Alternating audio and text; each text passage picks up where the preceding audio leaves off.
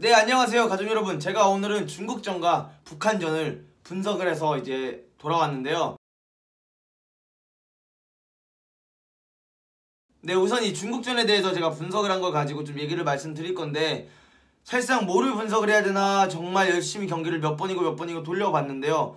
사실상 분석할 게 너무나 없었어요. 그래서 제가 선택을 하고 분석을 하고 가져오기로 마음먹은 건, 우리나라가 두 골을 실점했을 때 어떻게 실점을 했는지, 그리고 실점 요원들이 정확히 뭐였는지에 대해서 제가 한번 분석을 하기로 했고요. 그리고 두 번째는 도대체 신태용 감독님이 하려는 게 뭔가, 이 질문점을 여러분들과 함께 토론을 통해서 한번 질문을 해보고 싶었고, 세 번째로는 김신욱 플랜 B 과연 맞는 건가, 이거에 대해서 제가 한번 준비를 해봤습니다. 우리나라의 실점 장면에 대해서 분석을 해볼 건데요. 이 장면을 자세히 보시면, 네, 그래서 제가 이 부분에서 말씀드리고 싶은 것 중 하나는, 제가 항상 말해왔던 게, 대한민국에는 진짜 고정적인 라인업이 필요하다.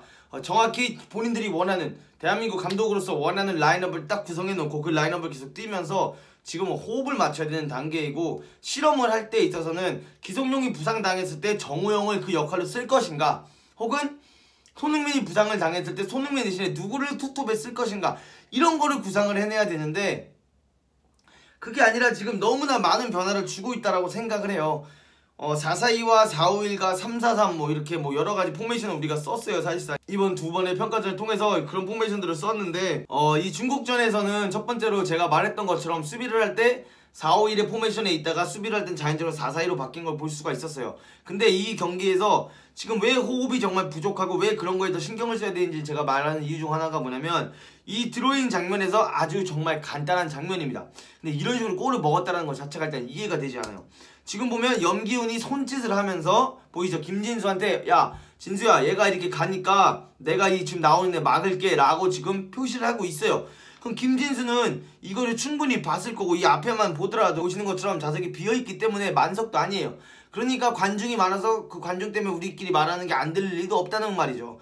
그래서 여기서 충분히 제가 봤을 때는 염기훈이 진수야 네가 얘 잡아라고 했는데, 여기서 김진수의 동작을 자세히 한번 보시면 지금 나가는 선수를 순간적으로 따라가다가 하고 다시 염기훈이 말한 멘트를 잡으러 가는 거 볼 수 있어요. 요 찰나 때문에 본인이 큰일 났다, 내가 이 공은 앞으로 나가면서 따야겠다는 판단을 할 수밖에 없었던 거죠. 왜냐면 벌써 포지션 자체가 잘못된 거예요. 축구에서는 요 작은 움직임 하나가 엄청나게 변화를 일으키기 때문에, 이 움직임 하나 때문에 여기서 김진수가 이 공을 무리하게 따려고 이제 그런 액션을 취하게 됐고, 그 액션을 통해서 공을 따지 못하고 이게 이렇게 뒤로 흐르면서 뭐 어떻게 보면 완벽한 마무리죠. 완벽한 마무리 때문에 실점을 하게 됐는데, 이런 작은 소통 하나를 제대로 못해가지고 이런 드로잉 하나로 이렇게 중국한테 골을 먹었다는 것 자체가 전 너무 실망스럽고, 이 부분에 있어서는 진짜 이 조직력 문제가 있는 거기 때문에 제가 말씀을 계속 드리는 것처럼 이 조직력을 갖추기 위해서 수비 라인과 미드필드 라인을 좀 항상 쓰는 라인대로 썼으면 좋겠고,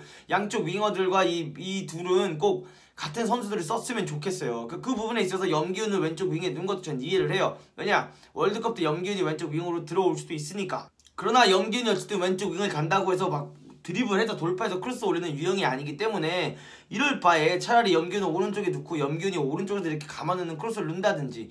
이재성 같은 경우에는 지난 두 경기 동안 김진수와 그 자리를 뛰면서 호흡을 맞춰왔기 때문에 이재성을 그 자리에 둬서 이 둘 간의 호흡이라도 좀 더 키우는 게 더 중요한 거지, 왜 갑자기 이재성을 또 권창훈이 없다가 오른쪽에 넣어버리고 염기훈을 넣어서 호흡을 깨트리면서 이런 안 좋은 장면들을 만들어내서 시점을 하는지에 대해서 일단 이해가 되지 않았고요.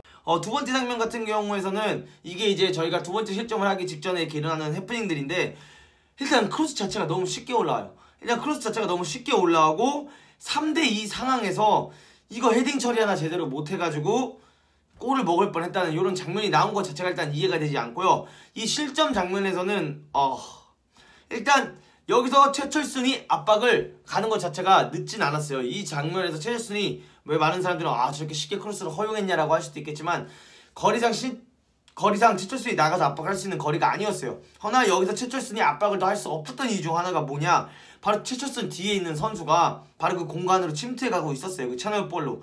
그래서 최철순은 얘를 압박 나가기가 애매하고 이 뒤로 돌아 뛰는 애가 있으니까 본인이 물으면서 얘를 견제하면서 뒤로 가기 바빴던 거죠. 그러니까 어쩔 수 없이 크로스를 견제로 나갈 수가 없었어요.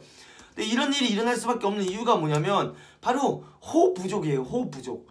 이럴 때 지금 이 간격 자체가 굉장히 멀어요. 풀백과 센터백의 간격 자체가 굉장히 먼 걸 볼 수 있는데 수비형 미드필더가 주로 이런 자리들을 메꿔줘야 돼요. 수비형 미드필더가 주로 이런 자리들을 메꿔줘서 센터백이 나오지 않고 센터백이 오히려 쳐져서 중앙 미드필더들보다 센터백이 저런 자리에서 헤딩을 잘하니까 오히려 나오지 않고 하는 경우가 있는데 여기서는 미드필더의 커버가 늦었고 이런 경우에는 임기응변을 발휘해서 센터백이 땡겨주고 미드필더가 그 자리에 들어가주면 아주 쉽게 최철순의 마인드를 만들어주고 최철순 보고 야 얘 내가 케어할 테니까 네가 압박 나가 이런 상황이 만들어질 수 있었던 상황이라는 거죠. 그렇나 또다시 커뮤니케이션과 부족과 이 포백 라인의 이런 호흡 부족으로 인하여 크로스가 올라오고 실점을 하게 됩니다. 그래서 여기서 이 부분에 있어서 저는 한 가지 지적을 하고 싶어요. 여러분이 아시다시피 지금 이 라인업은 최철순, 권경원, 장현수, 김진수 이렇게 지금 우리가 계속 주기적으로 띄워오던 폭백이라고 볼 수도 있잖아요. 어떻게 보면 김민재가 다친 상태이기 때문에 권경원이 지금 계속 들어오고 있는 걸 볼 수 있는데 제가 여기서 한마디 하고 싶은 이유 중 하나가 뭐냐, 폭백의 라인의 호흡은 폭백으로만 맞춰지는 게 아니에요. 이 폭백은 항상 골키퍼와 함께 하게 돼요. 그래서 골키퍼도 이 폭백을 누구나 쓰나에 따라서 그 이름이 입에 배게 되고요. 현수는 이렇게 움직이는구나, 경원이는 이렇게 움직이는구나, 민재는 이렇게 움직이는구나, 철순과 진수는 이렇게 움직이는구나를 파악을 하고 그 상황에 맞게 본인 팀원들에게 지시를 해줄 수가 있는데 그런 지시를 못 해주는 거야. 왜? 본인들도 한 경기 떴다가 잘려서 나오고 또 다음 경기는 조윤우 들어가고 또 나오고 다음 경기 김승규 들어가고 나오고 다음 경기 또 김준현 들어가고 나오고 갑자기 또 권성태 들어가고 이러니까 호흡을 맞출 수가 없는 거야. 이 골키퍼들이 난 제일 불쌍한 것 같아 어떻게 보면. 그리고 욕 먹는 건 다 수비수들이잖아요. 물론 수비수들도 이런 호흡을 못 맞추는 거에 있어서 정말 답답하고 본인들이 못하는 것도 있는데 이거는 수비수만을 따로 뭐라 할 수도 없고 골키퍼한테만 따로 뭐라 할 수도 없는 거예요. 이거는 진짜 감독으로서 이 조직력을 맞추는 데 있어서 신경을 써주지 못하고 있는 거라고 밖에 볼 수가 없어요. 그러니까 그런 부분에 있어서 제가 언급을 했던 스웨덴 같은 경우에는 골키퍼와 포백이 옐로카드나 경고 누적이 아닌 이상 그냥 최종 예선 때부터 쭉 왔던 멤버라는 거죠. 그렇게 조직력을 맞추고 그렇게 베스트 11을 맞춰야지만 이런 버스 전술이라든지 4-4-2 두 줄 수비를 한다든지 이런 게 완성이 될 수가 있어요. 무링요 보시면 아시다시피 베스트 11 거의 바뀌지 않잖아요. 그러니까 그런 게 얼마나 중요한지를 알아야 되고 파악을 해서 그렇게 해야 되는데 골키퍼를 자꾸 바꾼다는 이유에 있어서 저는 굉장히 불안하고 그 부분에 있어서 얼른 한 명을 잡아서 정말 해야 되지 않나라는 생각을 개인적으로 하고 있습니다. 제가 말한 것처럼 이렇게 되는 경우 센터백 지금 노맨슬랜드라고 하죠. 영어로 표현하면 노맨슬랜드인데 아무도 없는 지역에 혼자서 뒤로 볼면서 골 먹혔구나 자책밖에 할 수가 없는 거예요. 그러니까 이런 포지셔닝을 잘 잡을 수 있도록 라인 당기는 것부터 다시 시작을 해야 된다라고 개인적으로 생각을 합니다. 이번 동아시안컵을 통해서 도대체 뭘 얻으려고 했는가 신태용 감독님은 이 부분에 있어서 저는 여러분들께 여쭤보고 싶고 제가 생각했을 때는 저도 잘 모르겠어요. 신태용 감독님이 뭘 얻으려고 했는지 새로운 선수를 발탁해내서 내가 이 얘를 발탁해냈다 이런 걸 얻고 싶었던 건지 모르겠는데 왜 평상시에 뽑히던 오히려 황일수 선수 뽑혔을 때마다 나쁘지 않게 했단 말이야. 이런 선수를 이럴 때 써보고 그 스피드 빠르고 탄력 좋은 선수를 동아시안컵 때 이렇게 딱 써서 오히려 이런 경기 때 황일수 같은 선수가 그냥 씹어먹을 수 있는 경기들이에요. 제가 봤을 때 중국이나 일본들 상대로 북한 상대로 오히려 잘할 선수가 황일수 같은 선수란 말이에요. 그래서 이런 선수를 오히려 이럴 때 써보고 빠르고 막 이런 특징 있는 선수를 좀 써보면서 이 캐릭터를 살려볼 생각을 하거나 이래야 되는데 그게 아니라 아예 그냥 새로운 선수를 불러 들여가지고 적응도 해야 되고 뭐 해야 되는 선수들을 새로 투입을 시키고 이해가 되지 않아요. 그리고 수비수 같은 경우에는 갑자기 윤영전을 왜 뽑느냐는 거야. 물론 이 선수가 못하고 막 잘하고 이런 걸 제가 지금 따지려는 게 아니에요. 근데 갑자기 윤영전 같은 선수를 뽑아서 이렇게 하는 것보다는 그래도 저도 솔직히 개인적으로 김기희나 김지영이나 이런 선수들이 잘한다고 생각을 하지 않아요. 그래도 오재석 이런 선수도 있고 평상시에 뽑아오던 선수들을 데리고 더 호흡을 맞춘다거나 이런 거를 해서 지금 시간도 별로 없는데 이런 걸 맞춰나갈 생각을 해야지 왜 그렇게 안 하는지 이해가 되지 않고요.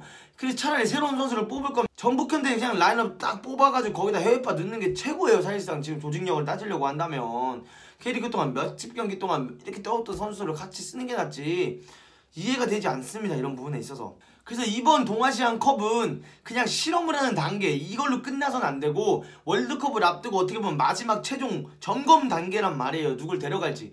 그럼 그런 상태에 있으면 오히려 이렇게 계속 뽑아오던 선수들 중에 진짜 얘가 누굴 대체할 수 있다 요걸 가지고 갈 생각을 했어야 된다는 거죠. 그러니까 예를 들어서 정우영이 실제로 기성용이 다치고 그 역할을 해줄 수 있는지, 그럼 정우영이랑 고요한을 같이 세워서 그 역할을 실질적으로 수행을 해보거나 이런 걸 해봤어야 된다는 거죠. 한 경기 미들백에서 잘 떴다고 했던 선수, 극찬을 받았던 선수를 갑자기 또 풀백으로 넣어가지고 폭망 경기력 보여주지 않나, 전 이해가 되지 않습니다. 이해가 되지 않아요. 네, 그리고 이제 마지막으로는 이 김신욱 선수의 플랜 B에 대해서 제가 좀 얘기를 해볼 거예요. 네, 그래서 김신욱 선수가 이 중국전에서 한 골 1어시를 했던 걸 볼 수가 있는데, 저는 개인적으로 김신욱 선수가 플랜 B가 되고 싶다면 좀 많이 분발해야 될 거라고 생각을 하고 있어요.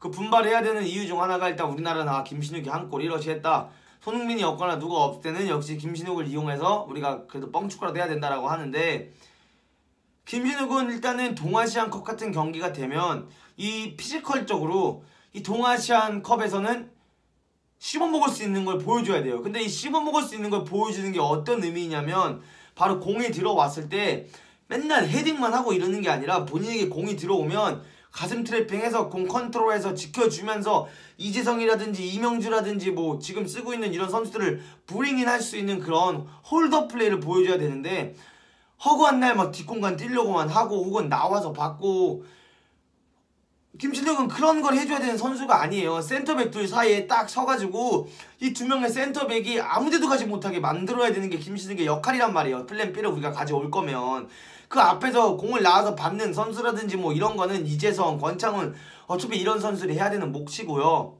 이런 거를 김신욱이 하는 게 아니라, 김신욱은 딱 센터백 두 명 사이에 서서 버팀목이 돼줘서, 킥 때려라, 내가 얘네 둘을 어떻게든 잡고 있을 테니까, 심지어 내 머리에 맞고 이게 세컨볼이 떨어지면 내가 두 명을 잡고 있으니까 우리가 수적으로 더 유리하지 않냐, 너네가 그걸 따 먹어라, 이런 식으로라도 가지고 뭐 이런 걸 해줘야 되는데, 이 경기를 보면 뭐 1골 1어시 한 거 빼고는 물론 스탯적으로 굉장히 좋은 거죠. 1골 1어시 했다는 거.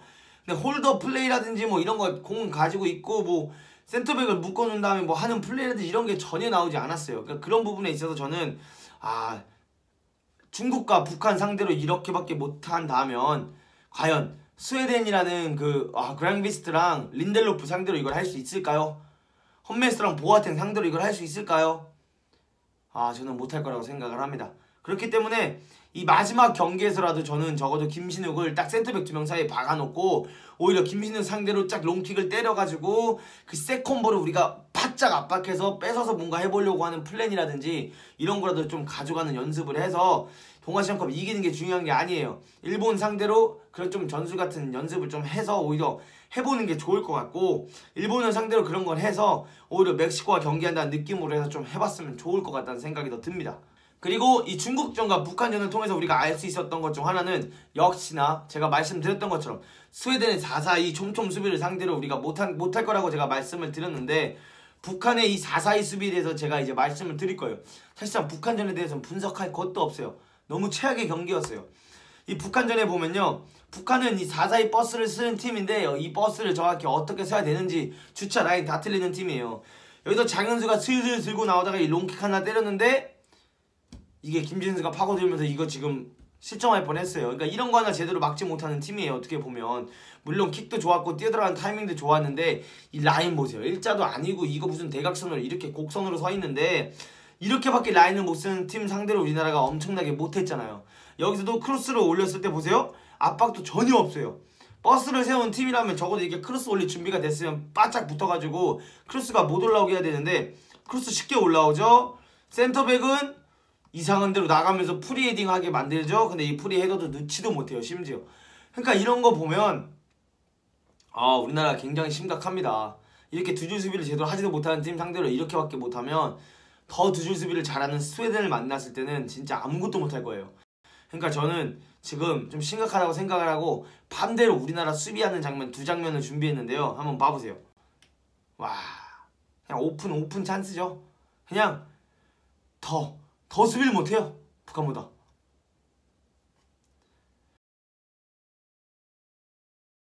그러니까 이런 부분에 있어서 지금 뭐 세트피스, 어차피 지금 보면 우리나라 코너킥을 뭐 몇 번 찼는데 제대로 위협적인 장면 하나 나온 게 없어요.